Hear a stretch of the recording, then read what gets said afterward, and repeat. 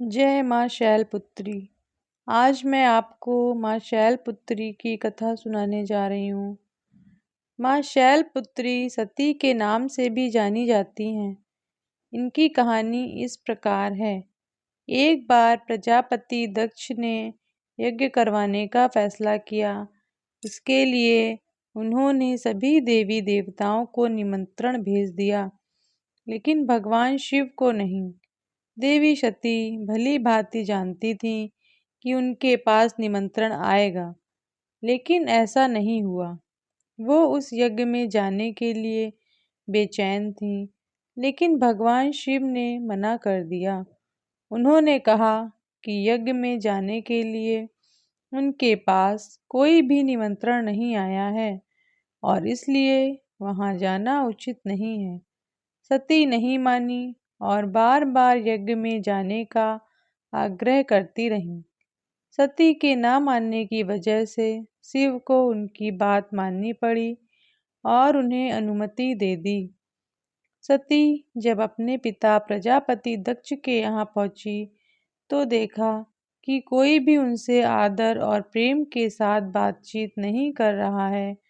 सारे लोग मुंह फेरे हुए हैं और सिर्फ उनकी माता ने स्नेह से उन्हें गले लगाया।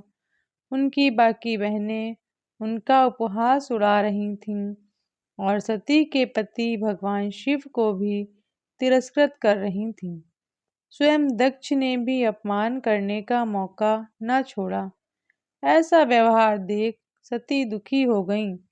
अपना और अपने पति का अपमान उनसे सहन ना हुआ और फिर अगले ही पल उन्होंने वो कदम उठाया जिसकी कल्पना स्वयं दक्ष ने भी नहीं की होगी। सती ने उसी यज्ञ की अग्नि में खुद को स्वाहा कर अपने प्राण त्याग दिए। भगवान शिव को जैसे ही इसके बारे में पता चला तो वो दुखी हो गए। दुख और गुस्से की ज्वाला में जलते हुए शिव ने उस यज्ञ को ध्वस्त कर दिया। इसी सती ने फिर हिमालय के यहाँ जन्म लिया और वहाँ जन्म लेने की वजह से इनका नाम शैलपुत्री पड़ा। शैलपुत्री का नाम पार्वती भी है। इनका विवाह भी भगवान शिव से हुआ है। माँ शैलपुत्री का वास काशी नगरी वाराणसी में माना जाता है। वहाँ शैलपुत्री का एक बेहद प्राचीन मंदिर है, जिसके बारे में मान्यता है कि यहाँ माँ शैलपुत्री के सिर्फ दर्शन करने से ही भक्तजनों की मुरादें पूरी हो जाती हैं। कहा तो यह भी जाता है कि नवरात्र के पहले दिन यानी प्रतिपदा को जो भी भक्त माँ शैलपुत्री के दर्शन करता है, उसके सारे वैवाहिक जीवन के कष्ट दूर हो जाते हैं। चूँकि माँ शैलपुत्री का वाहन वृषभ है, इसलिए इन्हें वृषारूढ़ा भी कहा जाता है। इनके बाएं हाथ में कमल और दाएं हाथ में त्रिशूल रहता है।